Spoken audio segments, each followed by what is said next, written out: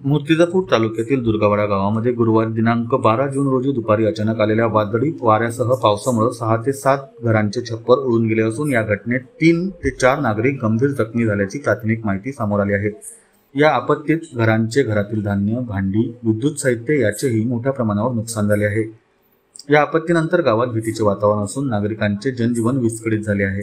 अनेक कुटुंबे उघड्यावर आली असून पावसामुळे त्यांचे दैनंदिन जीवन पूर्णपणे कोलमडले आहे। घटनेची माहिती मिळताच मूर्तिजापूर मतदारसंघाचे आमदार हरीश पिंपळे यांनी तात्काळ तहसीलदारांशी संपर्क साधून प्रशासनाला मदत कार्यासाठी मार्गदर्शन केले। त्यांच्या सूचनेनुसार महसूल विभाग आणि ग्राम प्रशासनाने तातडीने घटनास्थळी धाव घेतली असून नुकसानग्रस्त कुटुंबाचे पंचनामे सुरू करण्यात आले आहे।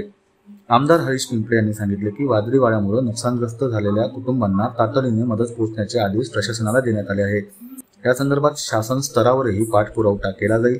प्रशासनाकडून जखमी नागरिकांना मूर्तिजापूर येथे लक्ष्मीबाई सामान्य रुग्णालयात उपचारासाठी दाखल करण्यात आले आहे। त्यांची प्रकृती स्थिर असल्याची माहिती डॉक्टरांनी दिली।